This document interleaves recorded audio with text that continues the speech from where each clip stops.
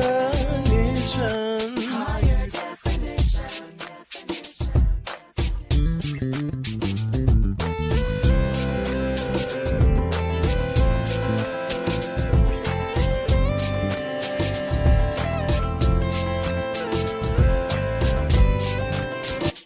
I've been searching for more.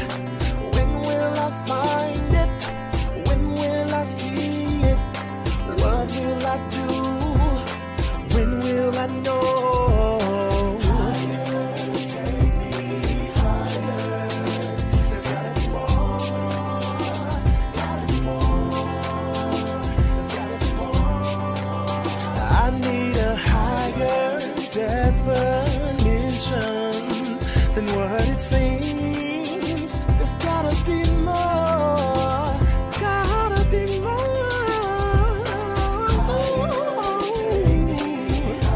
Come on and take me higher, yeah. There's gotta be more. There's gotta be more. I wanna know beyond all the rules and even past the school. I wanna know more, yeah, yeah, yeah. I need a higher definition. Higher definition.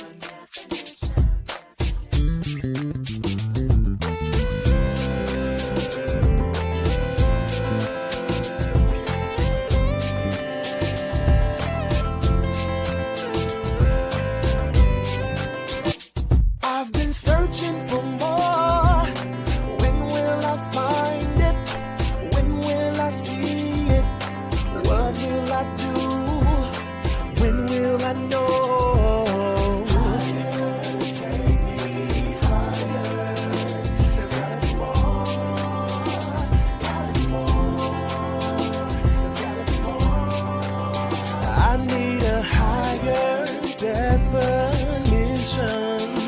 than what it seems. There's gotta be more. Gotta be more.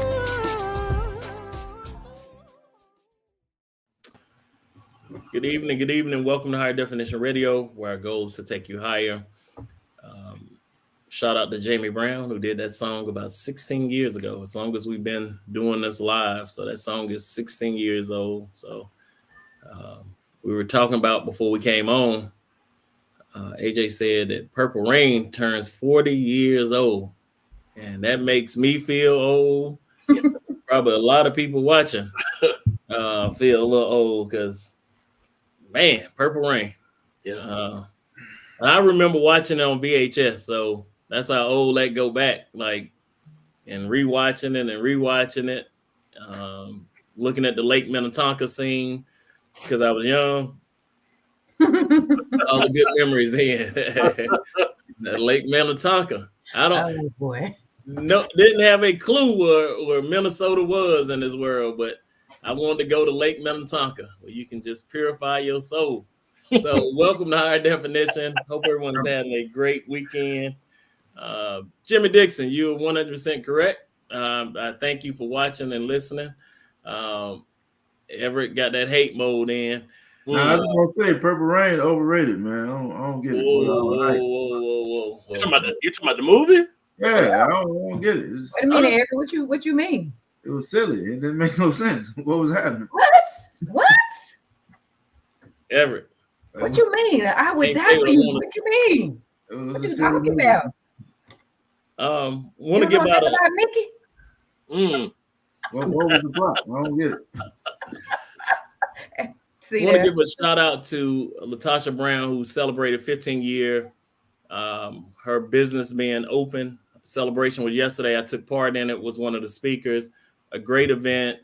It's good to celebrate businesses that are thriving, that are serving our community, especially as we enter or we're exiting Mental Health Month, Mental Health Awareness, PTS Awareness Month, Men's Mental Health. And we'll talk a little bit about this shortly, but definitely want to give a shout out to Latasha Brown for what she was able to do. Great crowd yesterday, but it was hot as fire out there yesterday. Oh my goodness, boy, it was hot. Like it's one of them heats where you just feel it up under your clothes.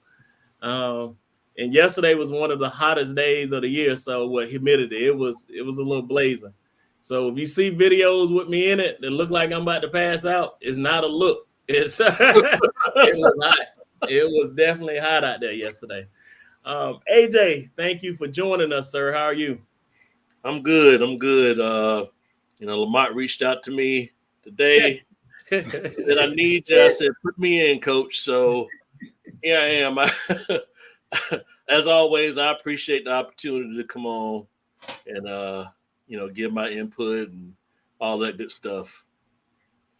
I said this before. AJ is exposing the sausage making of the show. We're usually months out on our show topics and our guests. And this week was one of them weeks. Marlon, let me give a shout out to Marlon, who's celebrating his wife's birthday, her 50-year birthday last week. And, they big time. Because anytime you take a trip, he going to call you big time and you can't mess with money. So give a shout out to Marlon, who's in Greece, living a good life. And I ain't sharing no secrets because he got pictures posted everywhere. He hanging out in Rome. Well, you can't hide money, Marlon Davis. So I hope you get to see that. You can't hide money. So shout out to Marlon Davis.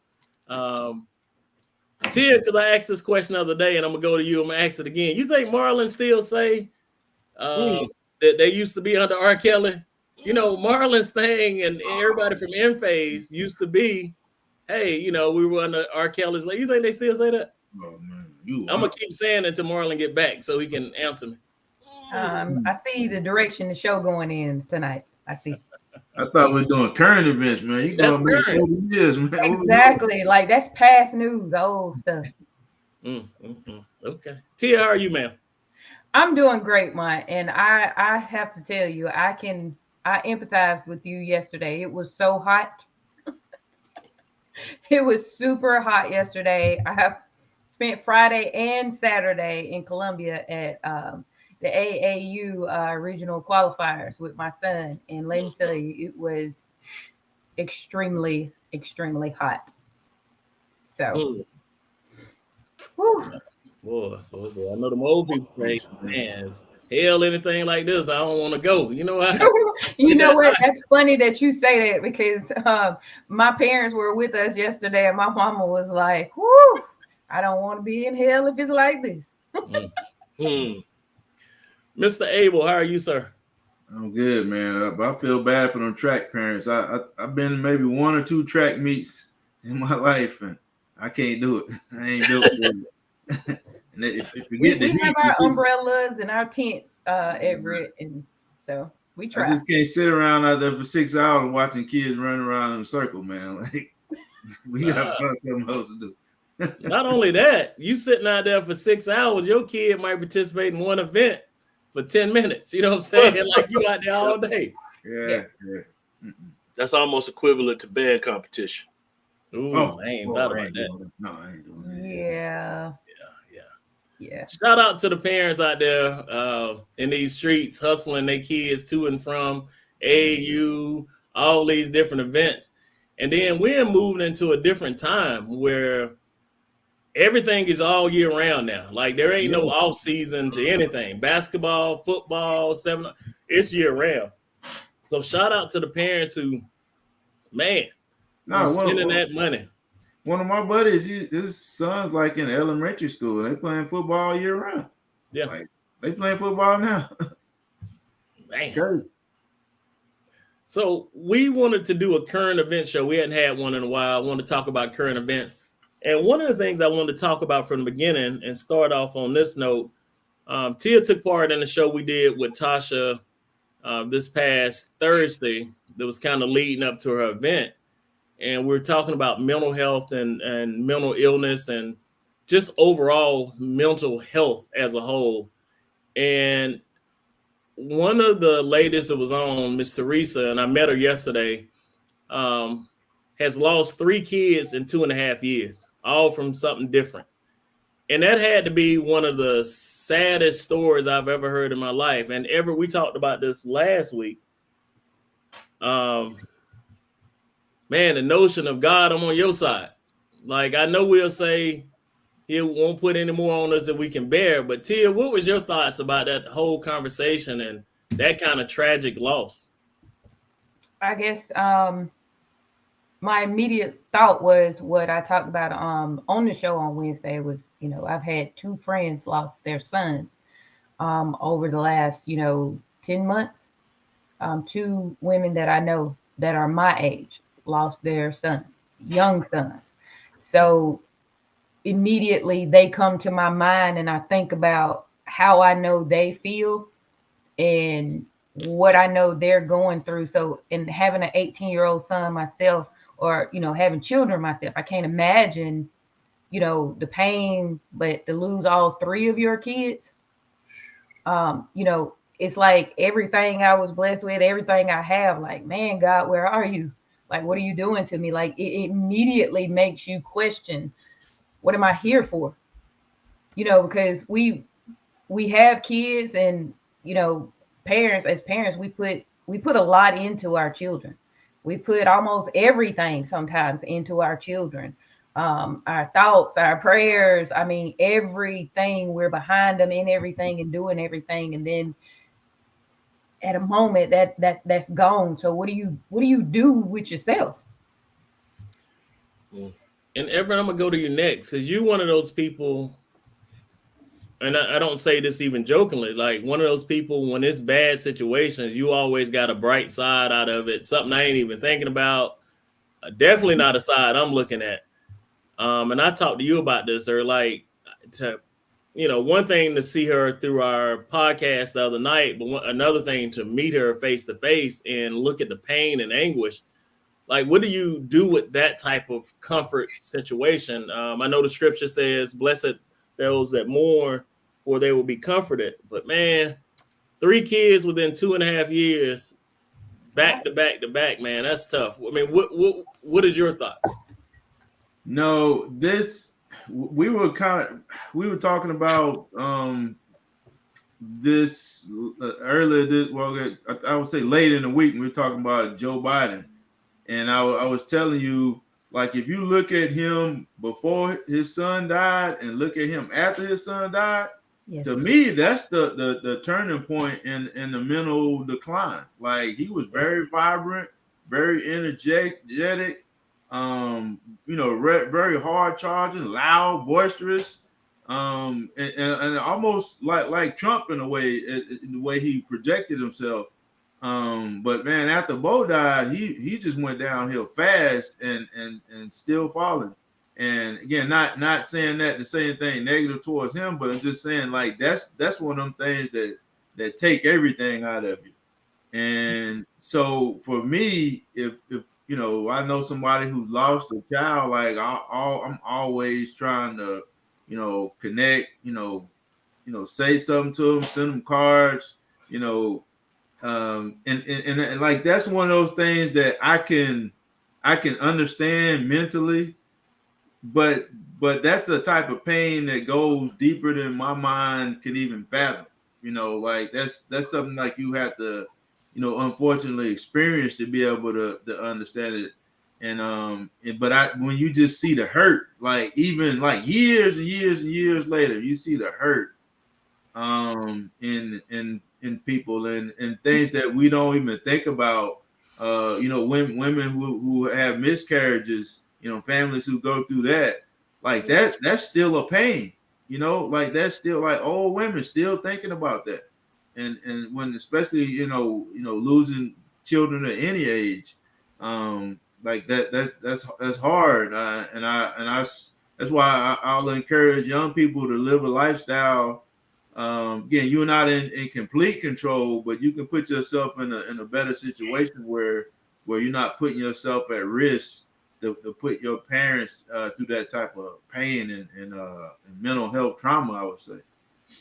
No, again, shout out to Dr. Keisha Keefe, Latasha Brown, who counsels and mentors, and man, there's some stories that are tough luck out there. Like, and luck is not the right word, but you know what I'm saying, they're tough. AJ, our community is made up of all kinds of people.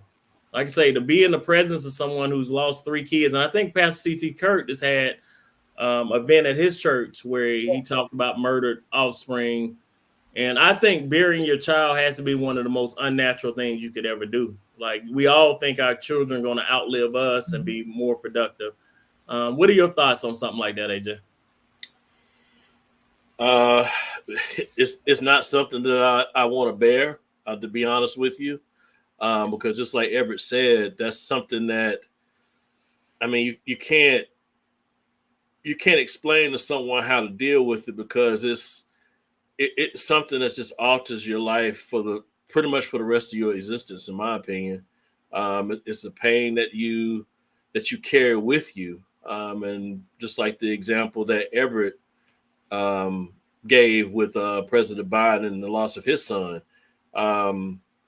It's just one of those things where, I mean, you can be prayed up, and once that situation comes knocking on your door, then, you know, it's going to be a painful experience that, you know, very few folks have experienced themselves, because, you know, I can imagine it can be a lonely walk, because it's a pain that, you know, you really can't describe to folks what you're feeling and what you're dealing with.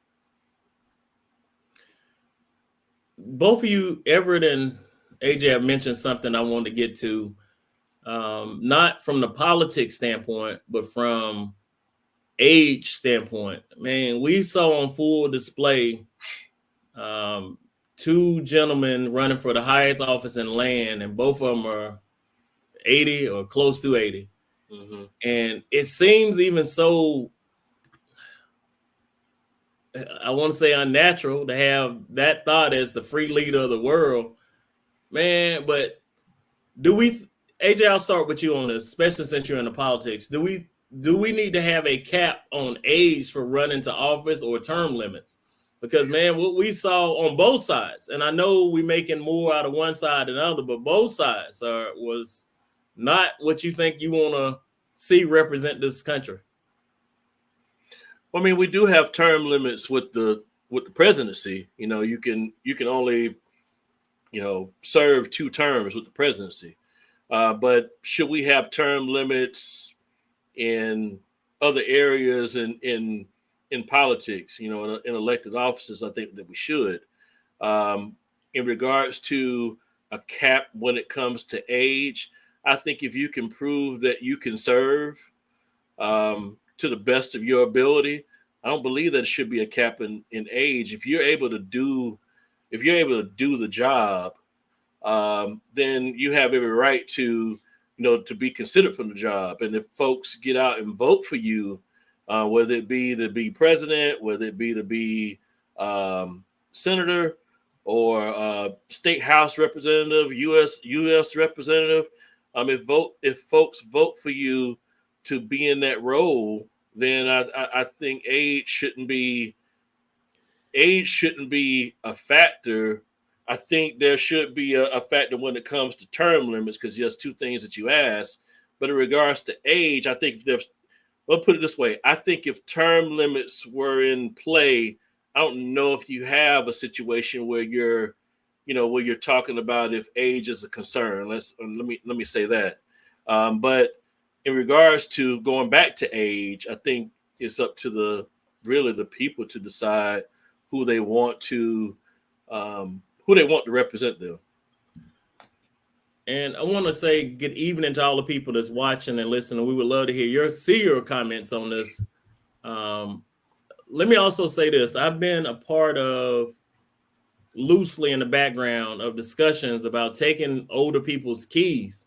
Like, when it's time for them to hang it up, like, you know, they forgetting where they driving or slipping and turning. And that's always through some trickery. Like, I ain't saw a situation yet where someone walks up and say, hey, we're taking your keys. It's been through some trickery, or the car ain't working right now, or somebody flattening tires. So they think, yeah, just start cutting belts. Yeah. So Everett, do you think we're at a point where we need to have, because that's a tough conversation with age, right?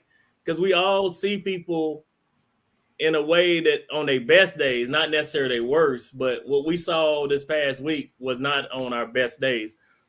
What are your thoughts? Nah, I'm with AJ. Like, I'm in favor of elections. Like, let's have elections, and then let's have the voting public take these elections seriously. There's no substitute for an engaged and informed electorate. And we keep trying to come up with band-aids and fixes, and why don't we try this and why don't we try that?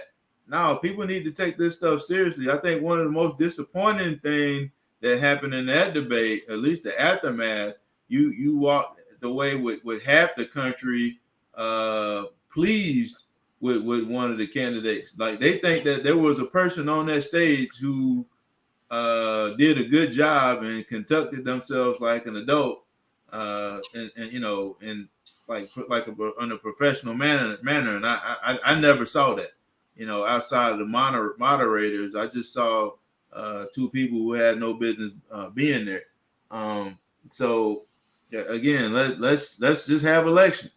And if the people of South Carolina want to keep sending Lindsey Graham back, like, that's their right. Like, you know, and if you're happy with who you have, and especially now I would say I believe in term limits on the executive level, you know, for presidents and governors. I don't even think there should be mayors or sheriffs in office for 20 years. Like, that's too much power for one person to hold for so long. But when it comes to a legislative level and even on the Supreme Court, like, no, man, let's have elections and have people taking them seriously, because especially when it comes from the legislative branch, like, seniority really does matter. And so if you got somebody that you're happy with and they're in a senior position, that can do wonders for your state. I hear you and AJ, and I just saw Tia's comment. I don't know if I'm agreeing though. Like, and let me go to Tia, and then I'll say my comments. Tia, what are your thoughts? I'm in agreement with the men here on this one, Mott. If the people want it, I think there should be elections. We should trust the election process, and if they're not able to perform, you know, when they get the jobs, you know, that's a completely different story and everything. But what you're asking us to do is to not give someone a job because of their age, which is age discrimination. Like, there's an act clearly from 1967 that says, no, we can't do that. You're basically saying we don't want to give you a job and you can't stay in a job because you got to a certain age. So I think it's over age, you know, discriminating against age, you know, 50 and up. You can't do that. That's like saying I don't want to give someone a job because they're black. Yeah. It's like, I mean, you just can't. So if you're in an election and you're one of the parties, you find out someone is 86 years old. Does that mean that they're incompetent? It doesn't. Does that mean that they may be able to do the job better than the younger person? Maybe. It doesn't mean that they can't do the job. It doesn't mean that they won't do their best. So, will they have some issues? Maybe, but maybe not. Maybe. And let me. But a younger person could have the same issues and the same problems. They could have the same mental problems, same mental state, and have issues that an older person has. It could be the same things. They could be hiding things as well.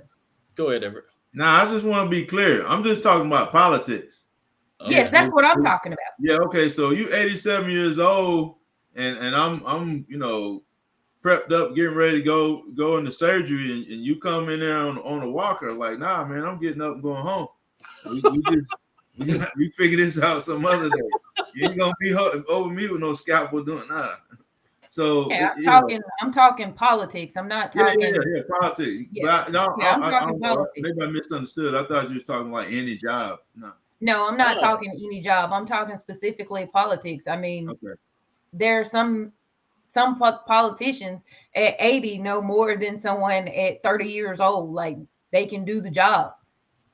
Yeah, but we can't overlook there's a cognitive decline as we get older. Like there's an Oh, age where you absolutely. start to I decline. agree. Absolutely. I That- agree. But if the people say this who they want, nah, but people are stupid. Like, let's be clear with that too. People will vote. Like, look at some of. And let me. No, I'm not gonna clean it up. People will vote for Mickey Mouse. Like, there is yes. like, so if we just resting on what people want, man, there was the election in South Carolina a few years ago. The guy that was, I think it was in South Carolina, the guy that was in jail got like 100 and something thousand votes. Like, let's be clear now. We can't say that's what the people But want. Mike, you're actually proving the point. People will vote for whatever they want. I mean, clearly, we have states that say that you can marry when you're 14. People want a lot of things that don't make sense. So them voting for someone that's 86 years old, no, it doesn't make sense, but you can't take away the right and the fact that they can do it. No, We you want can't a take it lot away. of things to happen in this country, and we want a lot of stupid things to happen in this country. We make a lot of stupid decisions about those things. I mean, come on, we voted to take prayer out of school. Some people did. So let's just be clear. Anything And is possible when I'm we in talking agreement with about that. voting. I don't Well, think prayer should be in school. Let me be clear. Prayer out of school. But I'm just saying, a lot of things can happen with elections and voting. Yeah. No, you're right. That's what I'm getting at. When I people think- say they want things, we will go to the dire ends of time to make what we want happen. No, I get what you're saying. Like Everett on the same analogy he giving about a surgeon. You don't want no 70-year-old pilot either out there. No, Like, because there's a true cognitive decline in your life. Like, which leads me to the next question. Tia, I'm gonna start with you since you say people vote for what they want and we need to follow it. There's two states, Oklahoma and Louisiana, that are on this full-fledged pledge to bring the Ten Commandments back, bring Bibles back. That's what the people want. We should just go along with it, right? That's what they vote for. That's what they want. So we think that's a solid policy. I didn't say that was a solid policy. I said that's the way we run this country. That's the way we are in this country. We also had a group of people in this country that thought it was a great thing to go and ambush a certain place in this country and it not be considered treason. So let's just be real about the way we think things should be. And it doesn't necessarily mean that it is right or the right thing to be done or the best thing for the country. So, AJ, a person in politics, and South Carolina is definitely a hardcore Republican state. As South Carolina is just a struggle, there's no more female, I think, House of Representative leaders anymore in the state of South Carolina. And the thing that got them up out of here is they were even not on the side of anti-abortion or pro-abortion. They just didn't want to take these hard stances against the same way some of their Republican colleagues, but they got voted up out of here. Mm-hmm. So with states and everything being so politically charged, like we're going backwards, like into the 60s and the 50s. What are your thoughts on these 10 commandments, bringing the Bible back into classrooms? And I know on the surface, church today, folks will say, man, things were a lot better when they were praying in school. And these kids need a Bible-based lesson. What are your thoughts? Well, that shouldn't be the law. It shouldn't be, the 10 Commandments shouldn't be posted in public schools. In Oklahoma, teaching the Bible shouldn't be forced on kids in Oklahoma. But this is an example of, elections matter, basically. We have to pay attention to these things, and we have to pay attention to who we're voting for or who we're allowing to basically represent us. I mean, I'm not saying that I'm against religion, but what I am against is the 10 Commandments being posted in schools. What about other kids and their families that that practice different religions, or maybe not believe in religion at all. That's their choice and that's their right. But it's more of a, you're forcing religion on kids. You're forcing these things to occur in schools, and I don't believe that should happen. Mr. Abel, your thoughts? Well, I think they call that virtue signaling. When you have economic policies that I would say aren't Christian, and if you have immigration and foreign policies that don't really sound too biblical, in my opinion, or Christian, then you want to send this signal that you have some morals and some virtues. So you push things like this, 10 Commandments, monuments or whatever, being and putting them in the classrooms. But if you actually read the 10 Commandments, I mean, we look at all the murder and the adultery and the bearing false witness, and the coveting and the false idols. I mean, I would say at least 2/3 of that are reflected in the whole MAGA movement, in the way they worship Trump, and are violent. The dude is on his third marriage, and that looks shaky. Trying to steal an election, lied about it. Like people want to signal all these virtues that they, I mean, at least show them. Like, you think about it, if you actually read the 10 Commandments, we as a nation they don't even fit within our government structure, and the way we function as a nation. And like most people who are pushing for it wouldn't want to live under them. So, like I said, it's just virtue signal. It's just one of those things that people try to do to make it look like they're doing something for regular people, when they really working for the rich. I just I want to back up and comment on something you were saying when you said there are no more women. Can you repeat that comment again? In the legislation in South Carolina? Through this last primaries, I think South Carolina lost 3 of the 4 women that were in representative seats. And so when I hear something like that, it makes you not only think about the state that you live in, but deep down what your state is rooted in, right? So this is also a state that, how can I put this? I'm just going to call it the way I see it, right? This is also a state that says that you couldn't drink on Sunday. You couldn't buy alcohol on Sunday, and had people not want, totally vote against buying alcohol on Sunday, but legalize gambling, right? This is also the same state that for 23 out of 25 years since we've been doing statistics on domestic violence has ranked in top 10 against women, right? So when you think about what the state is rooted in and what the state believes in, this shouldn't be surprising to anyone, because they didn't get down with particular parties' views about having rights over their own body. I call it women not wanting to stand up for anything because they don't want to face off with some of these big time geriatric men, is what I call it.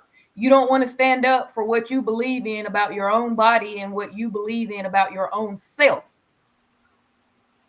So it affects more than just you as a person, that you don't want to take a stand against something that affects you too as a woman in this state. It's not just about the one thing. It's about all of us at the end of the day. So we're talking about what our state stands for, and we all know what it stands for. We all know, if you dig down deep enough, you find what things are really rooted in. And we're not always rooted in the right things, but we always put them out there and we vote for those things. It doesn't make it right. And the fact that those women are out, it's sad. It's sad because they probably stood for some of the right things, but they got them out because they didn't want them speaking up on the right things, because they're putting all the wrong things in place. No, and I want to be clear. So it's not like these ladies are pro-abortion. That's not what their issue was. They just didn't like this draconian system that South Carolina was talking about, this permanent ban and for no medical reasons. Like, and I really don't want to get into the abortion conversation. It's so touchy with so many people, but that is a very tricky issue. That's not as black and white as we make it seem, like pro or against. That is a very, very complex issue. Go ahead, Everett. No, I was gonna say, when you listen to people debate whether pro-life position or pro-choice position, mainly you'll hear the pro-life side. Well, the pro-choice side will argue that for the life of the mother, we should allow abortions for the life of the mother, and in cases of rape or incest. Like that's what they argue. And then you'll have the Republican side will argue that we should ban partial birth abortions and late term abortions. Like, that seems to be the middle ground, because like those are the two popular things that people are fighting to have. Like, nobody's really, most people aren't fighting for the extremist positions on these things. They're fighting for the middle ground. And again, if you want to just set some policy that'll work, let's just go for the middle ground. Like, where it was like No. So Everett, I don't think you can find a middle. I don't think you can mother. find a middle ground on something that doesn't technically belong in anyone else's hands except a person, right? So what we're asking people, and I don't want to get into this debate about abortion or anything, like, I don't want to get into that, but what I do want to say is people make decisions, and I said this on a show before. People make decisions about things differently when it's at their front door. Mm-hmm. People see things different until it hits their front door, until it's them. You don't understand the pain someone goes through of the loss of their child until it happens to you. You don't understand how someone feels when they lose their mother or their father until it happens to you. You don't know how it feels at your front door, till it hits your front door. A lot of these people that are making these decisions have never had any contact with anybody or experienced anything with any woman that's been raped or any child that's been raped. They haven't been a part of an incestuous family, or someone has done something like that, some of these people. And then some of them have, and they're hiding it, and they're standing behind politics to continue to hide these types of things. So that's what I'm saying. That's my debate on this. I think you shouldn't be putting your personal preferences and any of those types of things into state politics, period. You should keep that at home. Well, that's the part that is hard in general. Like, if you believe that the unborn baby is a life, you know what I'm saying? So there are people who are sincerely believe that they are protecting life. And then you have the disingenuous crowd who see the emotion that people have towards this issue, and they use this as a vehicle to get their tax cuts, to get their wars, to get their subsidies. I honestly believe that most Republican politicians are upset that Roe v. Wade was overturned, because now they don't have this as an issue anymore to gain, like, I guess they kind of realize that a lot of the they public can't use this as a voting tool anymore. Right. So I think a lot of them are just upset with it and wish it hadn't got overturned. They want to use it as a something just to get round people up to vote over. And as we move away from this, I'll go back to the beginning. This is not a simple issue. Everett just brought up a point. Like, where does life begin? Like, if we go arguing over that, this ain't a simple issue, right? This will never be a simple issue. I do have a question, AJ, as a man that's in politics, and I guess this is a religious question. like with all the book bannings going, how don't you ban the Bible? Because the Bible got some pretty like you can't read the Songs of Solomon in class. How do we get around those types of things in the great states where these rules have been passed? And I can see South Carolina following suit to say, hey, we got to bring the 10 Commandments back. We need to bring the Bible. How do you get around that? Like, there's some true violence and incest in the Bible. Like, how do you teach that? How do you teach that in school? Yeah, that's a part of the curriculum. That's what you're referring to? Yes, sir. I mean, that's a good question because nobody knows what the curriculum is going to look like.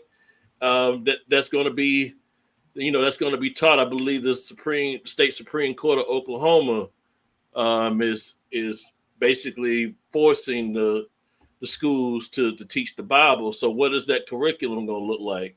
What's going to be the agreement on that curriculum? You got so many different layers to this, and this, which is one of the reasons why it shouldn't be the law anyway for it to be taught in schools. But I'm pretty certain that South Carolina, a lot of other southern states are basically paying attention to this, just like they do with any other legislation that's passed in other states. Because if it's done in one, they're going to push it to be done in their state. So that's what you got to basically be on the lookout for. But going back to your question about banning the books, again, it goes back to elections matter. Who you elect to represent you on the state level matters, because this whole CRT conversation, critical race theory, whatever that is, because there's so many. When you ask us, what does that mean? There's so many different definitions to that, and to where you're giving our elected officials power to be able to ban books. And a lot of that book banning is a lot of our history, a lot of the history that they don't want for our kids to know, and for it to be taught in schools. So that's my response to that. But this is why it's so important that we teach our kids things at home. This is why your role as a parent, why your job is so important. You can't depend solely on our education system to teach your children everything they need to know. One, as far as education, but two, as far as being a productive person in society. You can't depend on what they go to school for that many, number of hours to teach them everything. But you also can't depend on the fact that those books, that knowledge that is right there that they're missing, that's going to be a drastic part that they're missing. You should be teaching and doing things at home as well. That includes whatever it is, whatever religion or whatever it is you're following. If you're reading the Bible and you're a Christian and those are the things, you should be teaching that stuff at home as well. So these books and things that they're taking out, it shouldn't stop the progress at home. It shouldn't stop the progress at home at all and what your kids are learning, because what they're trying to hide and cover up, trust me, it's available somewhere else for a child to be taught. All these things that we try to cover up about the past are all the things that made this country.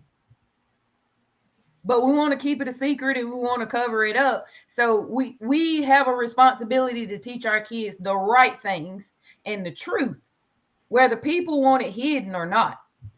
But a book ban is about controlling the narrative, right? Exactly. You basically you can control the narrative in your house. Right. You want to control the narrative. To your point about parents teaching their kids, and we're just speaking on the Bible being taught in schools. I don't think any parent should be jumping up and down to, hey, I want public. I want my elementary school teacher or my public schools to be teaching my child the Bible. That should be an absolute no from any parent, in my opinion. I agree. Well, look, I might have a little different point of view on it. The Bible as an elective, like if you actually see the influence that the Bible has in our culture and in our politics, like it obviously has an effect.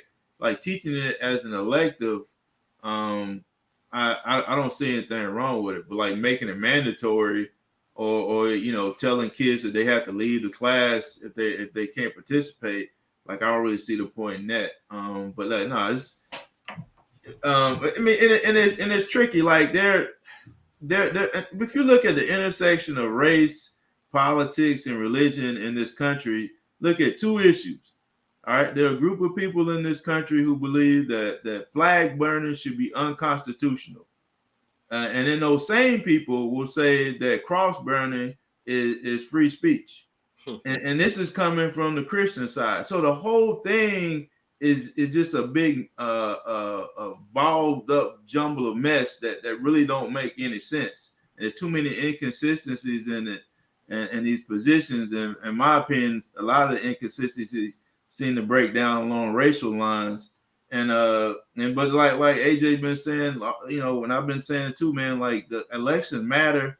When you look at, you know, you have local elections and you're getting like less than 20% turnout. And then, you know, folks got the nerve to be upset about what's going on in their community. Like, nah, man, you made it happen by your inaction.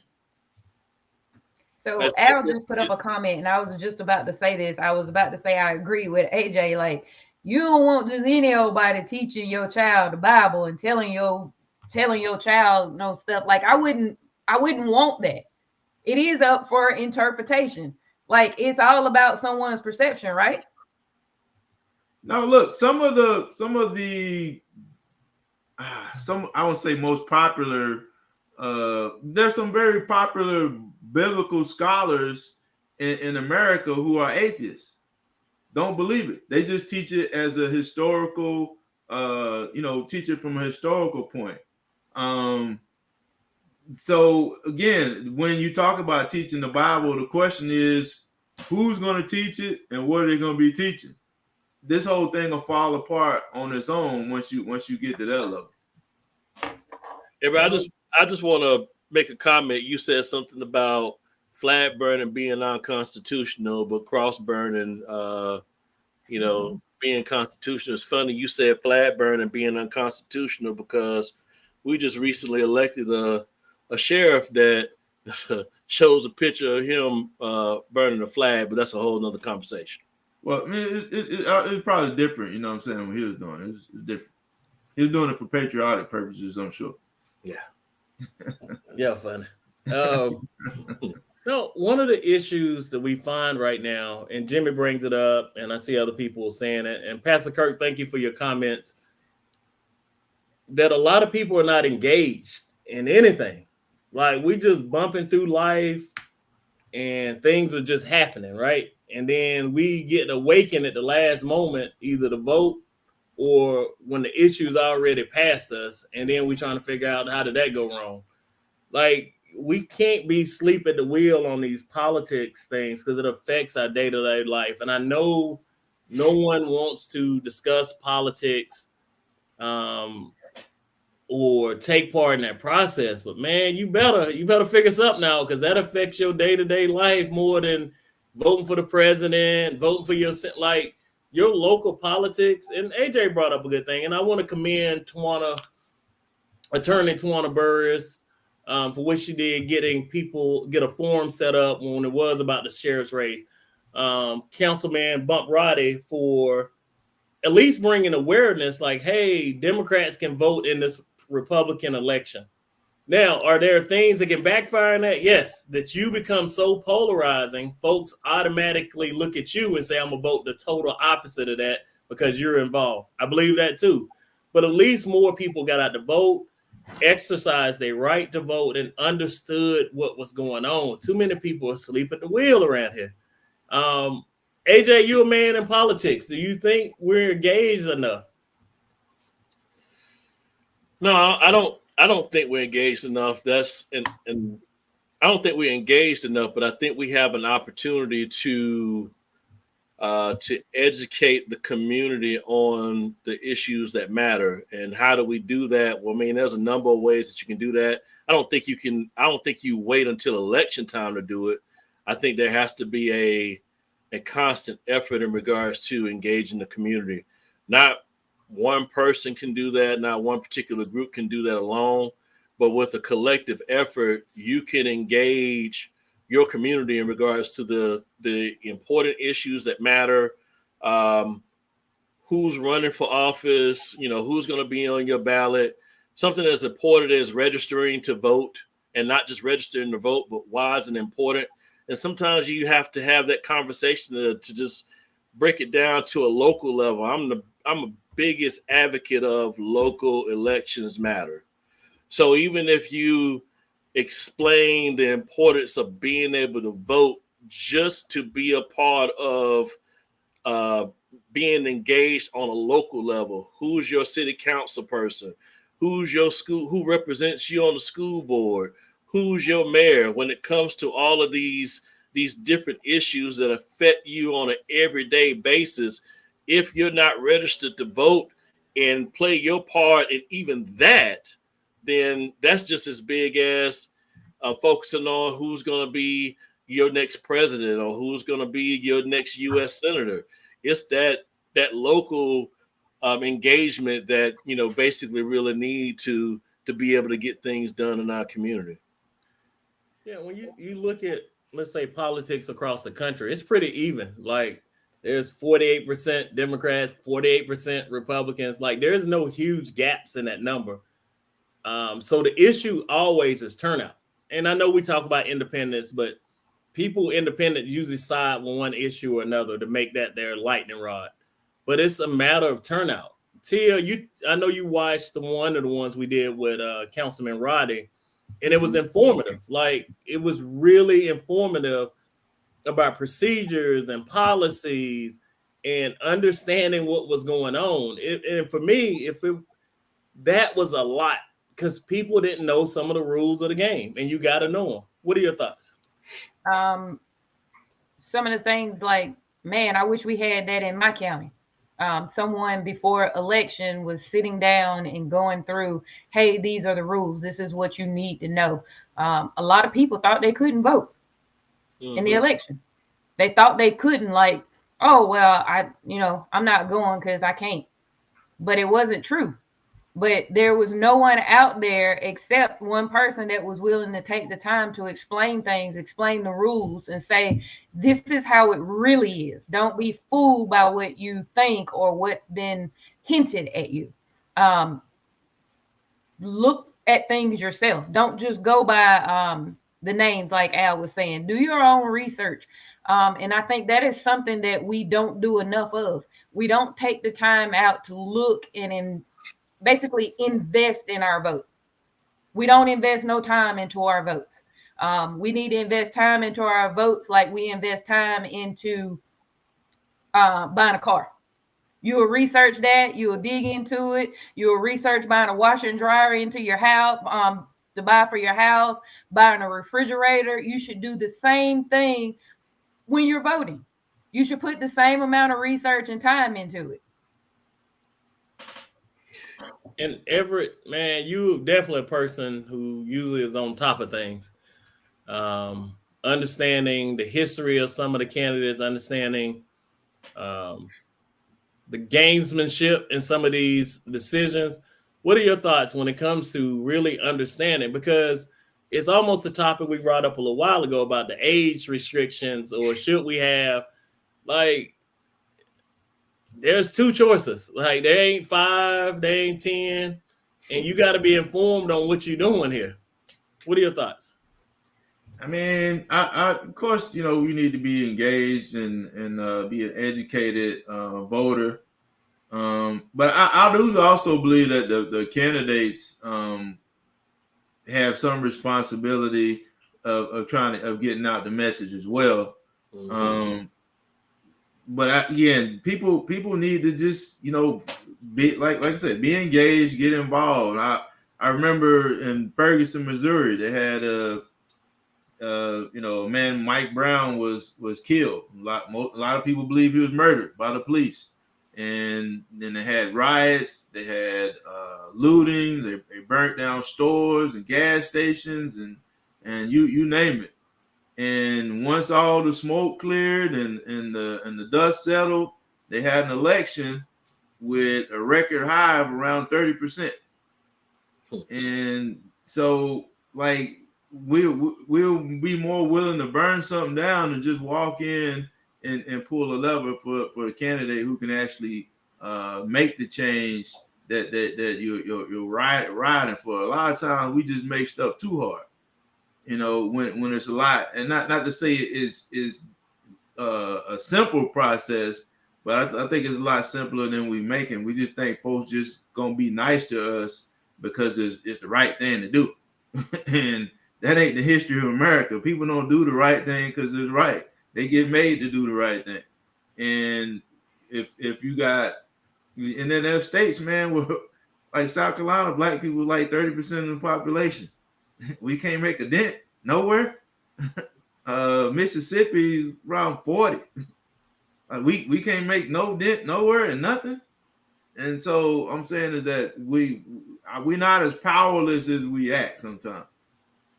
No, I agree. And usually during election time, you see a lot of pandering to African Americans. But then after the election, everything is back to normal.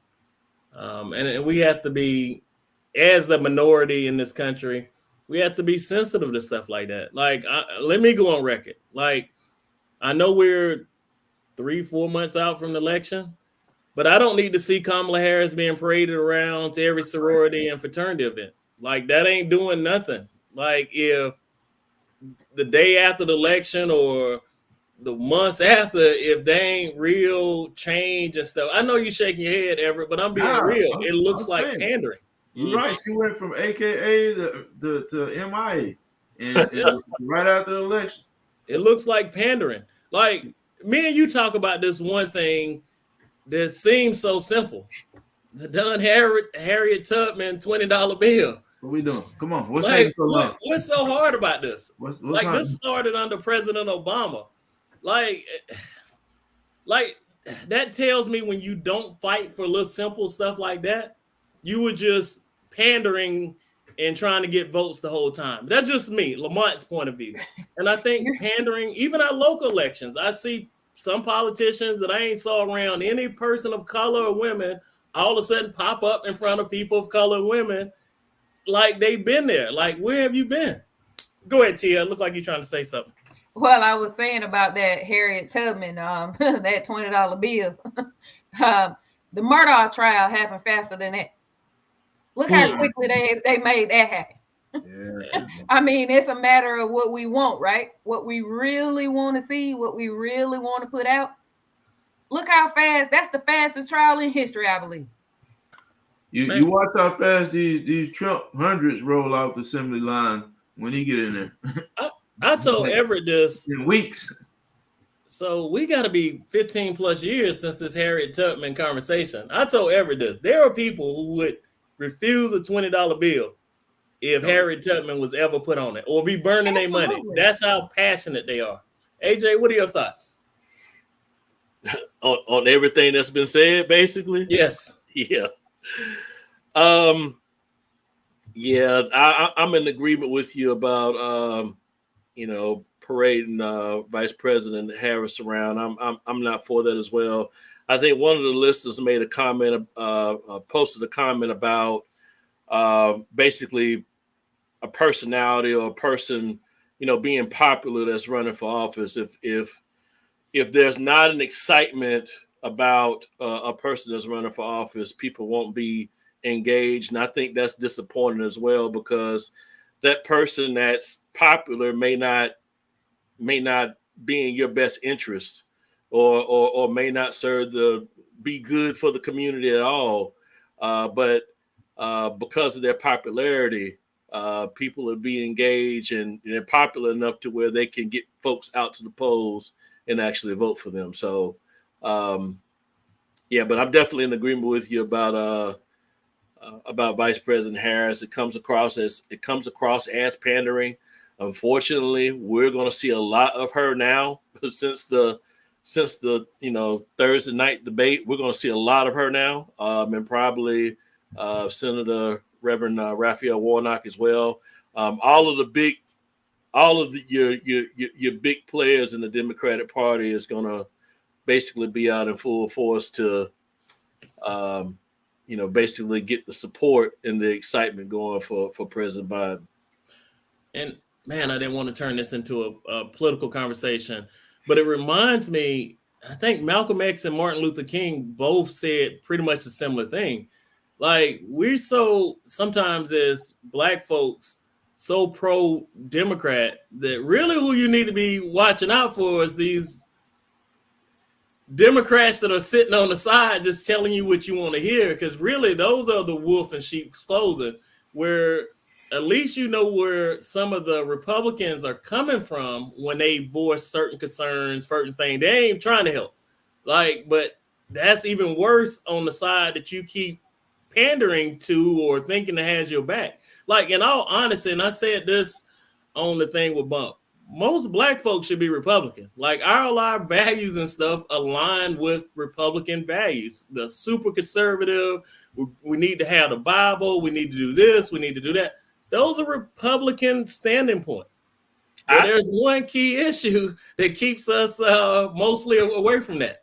I personally don't think, as Black people, I don't think we need to align with any political party. In my opinion, I think we need to focus on who's going to represent our best interests. I don't think we need to automatically just align with a particular party.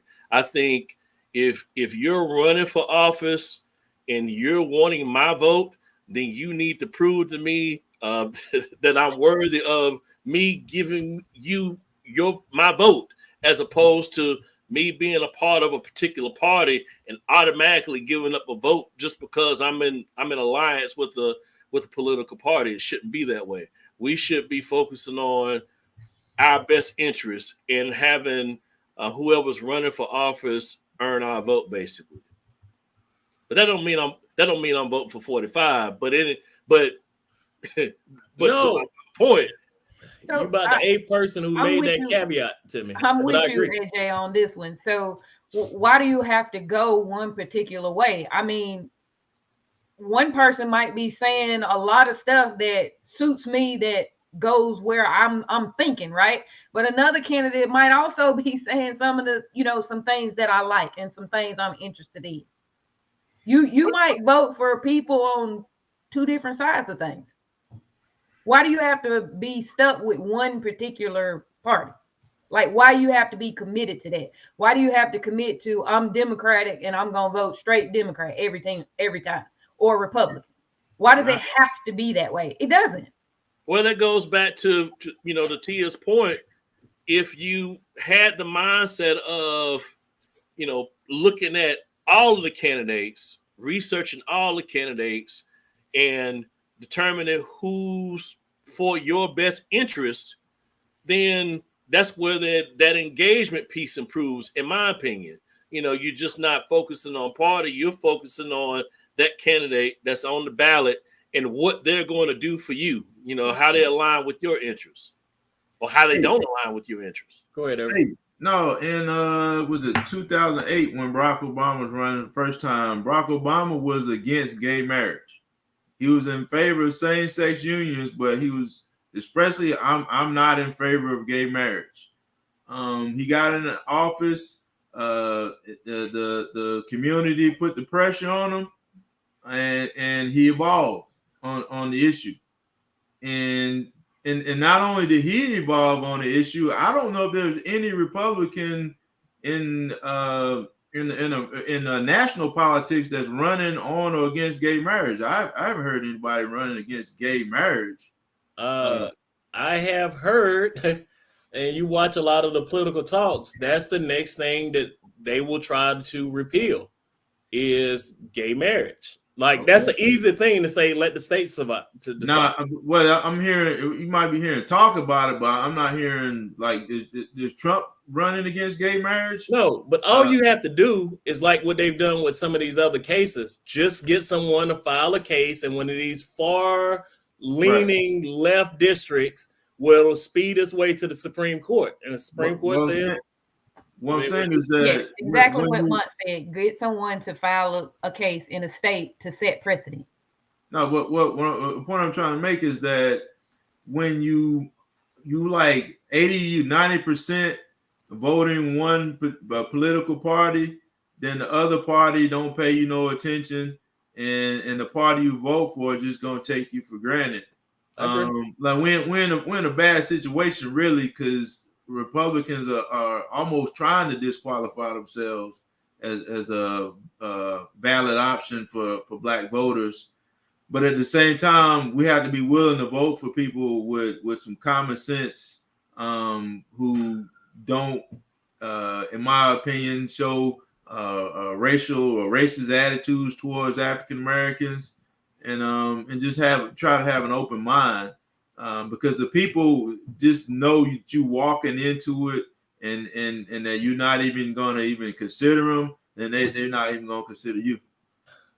No, and I think we're living at a time now where everything is so politically charged, and man, every decision has some tinge of politics. Like even watching the debate, to me, from the human side, man, you had to feel sorry for what was going on Thursday, not on the politics. Like there's clearly a mental decline there that's been whispered about.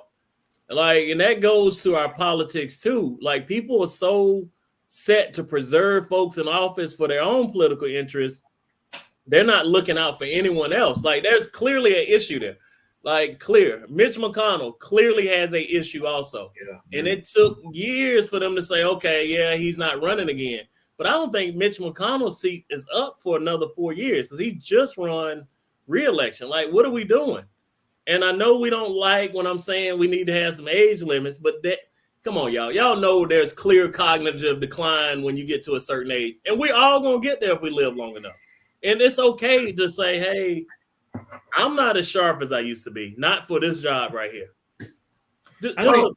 Well, then the part of it, too, that we don't think about is that, especially on the national level, the politicians don't do a whole lot of work. Like, they got to have huge staffs who take care of, like, Ted Kennedy wasn't doing nothing his last couple of years either. Like, he was hardly there. John McCain, like, there's a whole lot of people who there, and most of them, I would say, politicians on the national level are just figureheads, and they have people who behind them push them, because I forgot which one was talking about in the comments about, you know, they're the popular person, and who can push the ideas that they believe in. But the power that these men, mostly men, and there are some women, that the power that they wield, you can't even, I mean, if you have cognitive decline, you still have a lot of power that you can wield, and it might not be in the most mental, sane capacity way. Hey, well, that stuff with Dianne Feinstein, man, like that was sad and upsetting when you think about it. Like, nah, I ain't had no business, you know, wheeling her out there, putting her through that, and putting the country through it. Same thing with Joe Biden.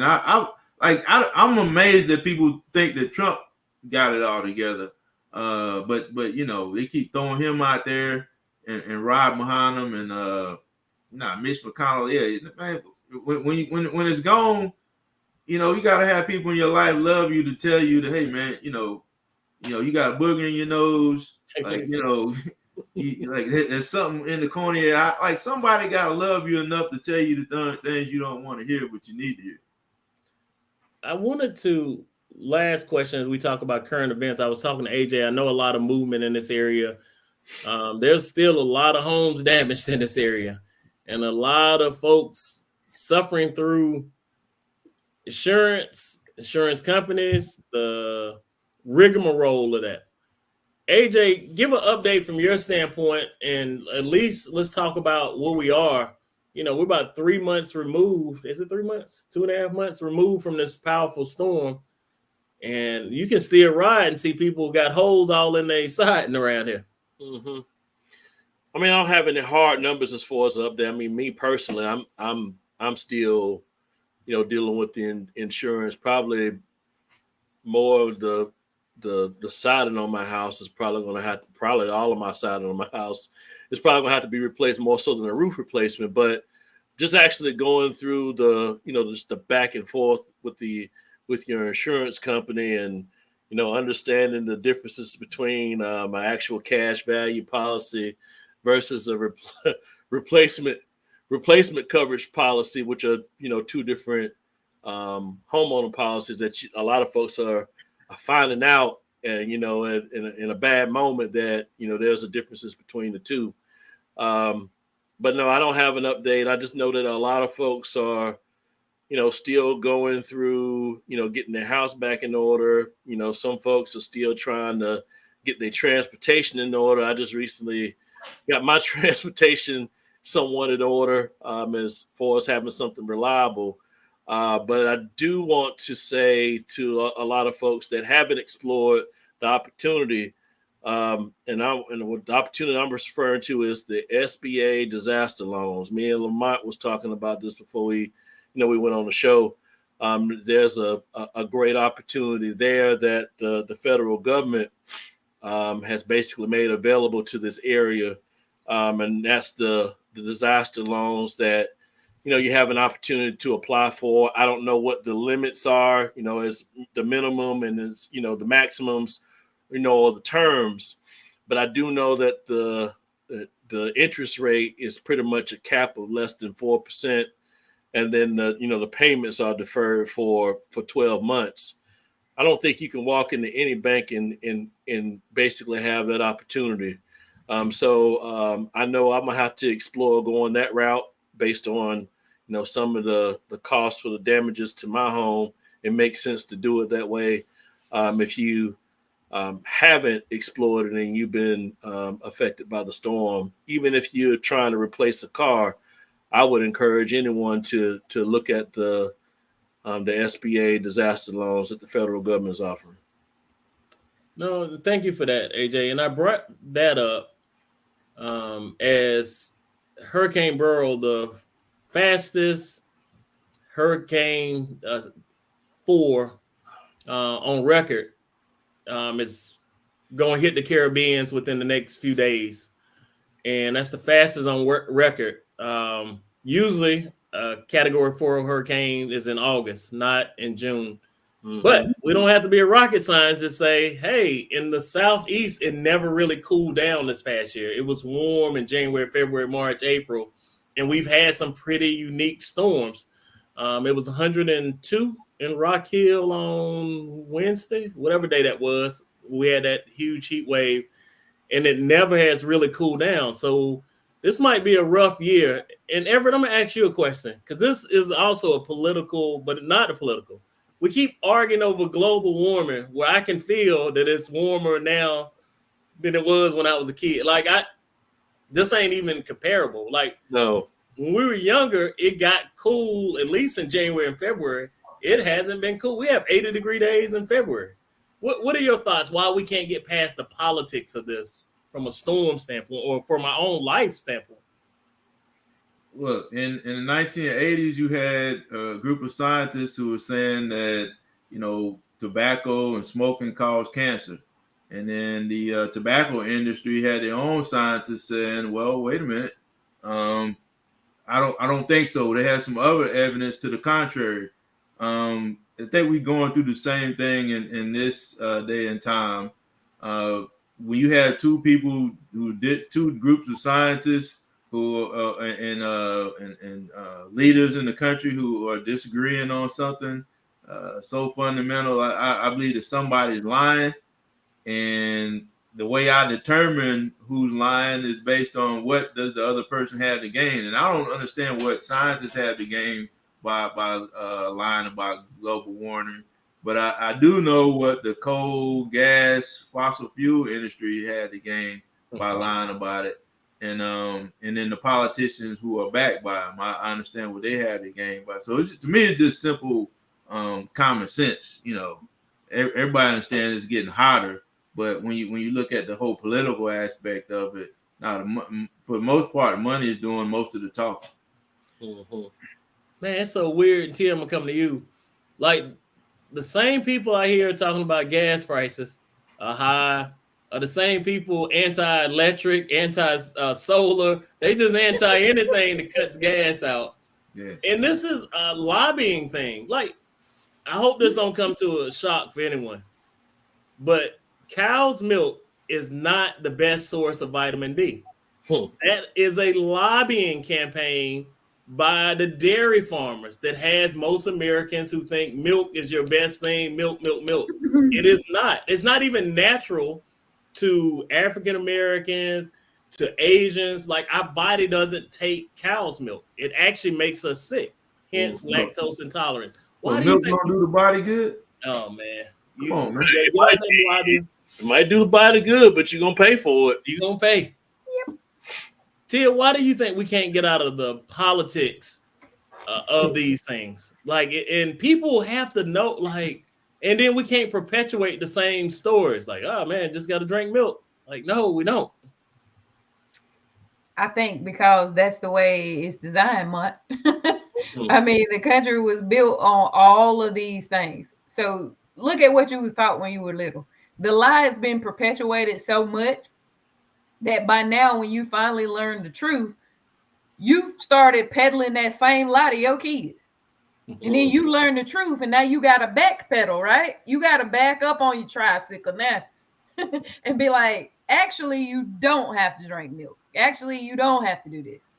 Now you backpedaling, and do you want to? Do you want to go back to your kid and be like, no, that ain't really the truth? But you done told them that until they like 14, 15 years old. Now you got to go back and say, actually, it's not.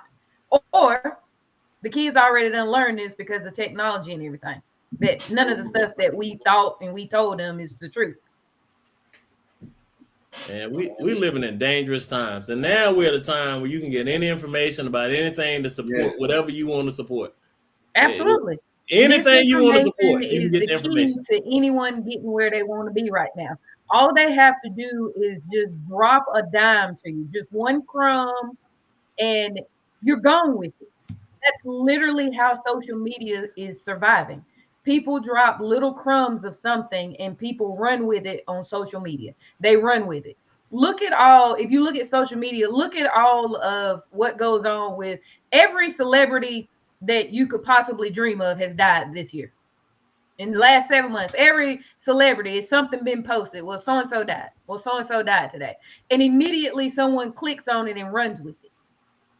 So it is a thing. So you can just drop any crumb these days and people are going to run with it. And the misinformation is leading our country, including with politics.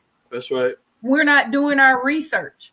It's because we're being misinformed, and then we misinform someone. If we took more time, like I said earlier, and invest in our decisions that we're making, put more time into it like we do everything else. If we put more time into our votes for our political, for those politicians like we do on social media, all that time we spend on Facebook strolling and trolling through people's pages, if we did that with these politicians, maybe they wouldn't be in office. You're on mute, Lamont. I'm glad I was, because I had to stop it, because that's my pastime, looking at people's stuff. Now you trying to take that away. I need to have some entertainment. Let's be careful. You went one step too far there, Tia. As we get ready to wrap up, I want to thank everyone for watching, joining us, the comments. And I know it sounded like we centered around politics. That wasn't the design, but politics are in our current events. And man, it's finna really heat up over the next 3-4 months. You really gonna get bombarded with ad after ad after ad. It's gonna be something else this year. And that's not counting the super PACs that'll run ads, your radio station. It's gonna be something else. AJ, any final remarks? Any closing remarks, sir? Yeah, I just want to say, Lamont, thanks for allowing me to join you all today, bringing me off the bench again. I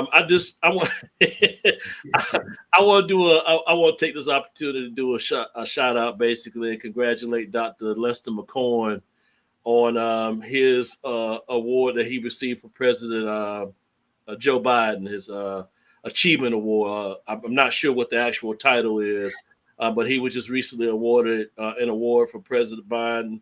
Dr. McCoy, I believe, is doing a great job down at Clinton College, a school that I used to teach at a few years back. He's doing a wonderful job. So, again, congratulations to Dr. McCoy. Thank you. Any final words, Tia? Just, I think my biggest thing is we talked a lot about politics, and basically, to sum it up, we've talked a lot about making the right decisions and right choices. And I can't make a choice or a decision for anyone else other than me and my family. You know what I mean? So I take, I own that.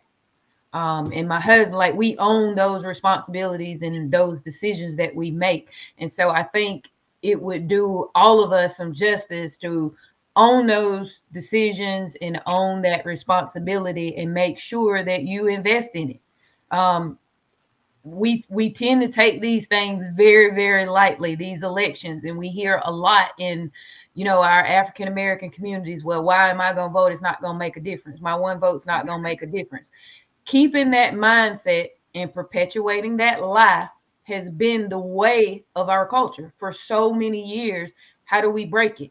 We have to invest in it, invest in breaking that cycle, and start teaching our children and teaching people that it does matter. Where we think it doesn't, we have to show them that it does. And that's only going to come with investing time and effort into it, doing more of the community events and the special shows, like where Bump is educating us on the election system and how things really work and how things are really supposed to be. That's the only way to stop perpetuating lies, is to put the truth out. No, and I see Al's comments. We just had election decided by 15 votes. And Bump reminded me, I think it was the mayor of Clover, won by one the last election cycle. Like, man, that's your wife's vote, your kids' vote. That's tough, man. One side on the win, but how about if you lose by one? Well, that's a tough draw there. Any final remarks, Mr. Abel? Yeah, we've been talking a lot about information and misinformation, and it was thought that the internet would be a great equalizer for us, because we would all have equal access to the same amount of information. The problem is that those who disseminate information also have equal access to the same platforms, and they can put out anything they want. So there's so much information and misinformation intermingled together that we really are, in a lot of ways, we're more uninformed than we were before the internet. And all it take is a 2.5 hour discussion with somebody over whether or not the earth is flat, or get into a debate with one of those Hebrew Israelites, and the black man is original Jews, and that we the original Egyptians, and I mean, like, people just making up all kind of foolishness and passing it off as facts, and in a jungle of information, like, nobody can see what is true and what is not true. So we had to work extra harder and be more diligent in trying to find the truth. Yeah, Everett, I'm not gonna let you talk about Al Gore's internet like that. Like, I'm not even sure where you're going with that, but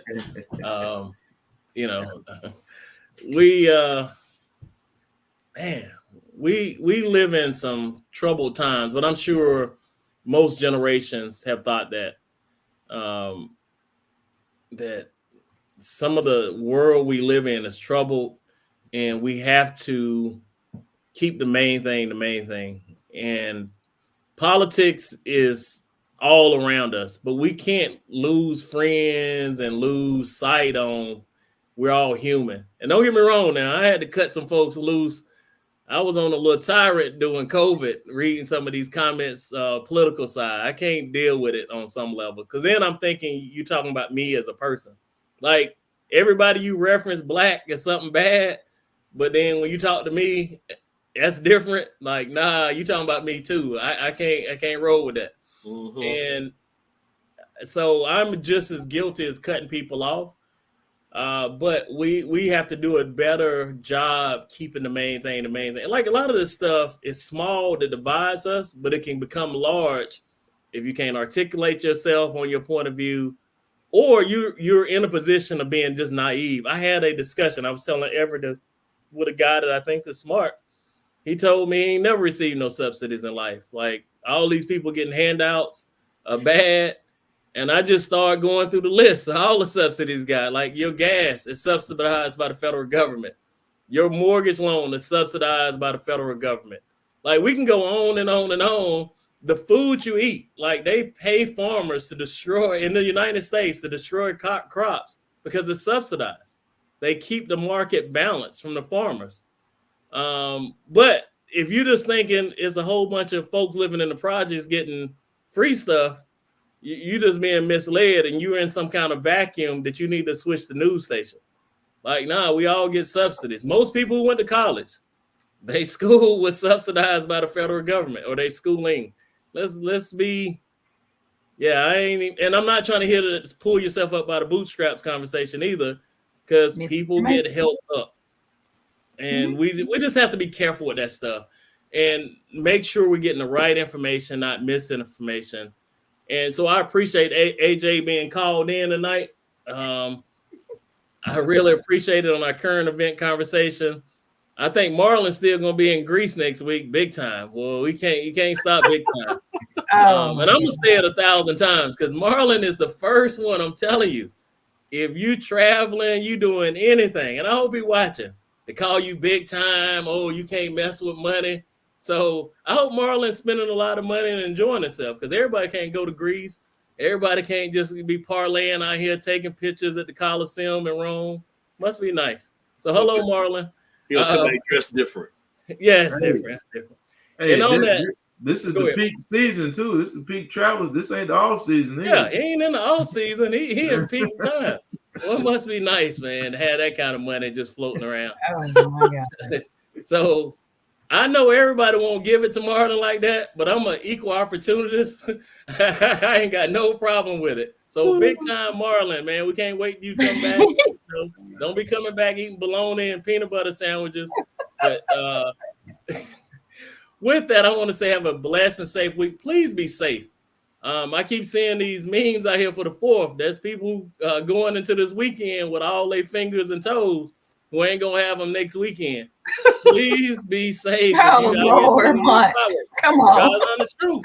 People lose fingers and stuff all the time through fireworks. So please be safe. Have a good 4th. I know some of y'all on this different tip where you don't celebrate the 4th of July. You celebrate Juneteenth. Y'all know y'all getting them new outfits. You're going to have the new shoes on.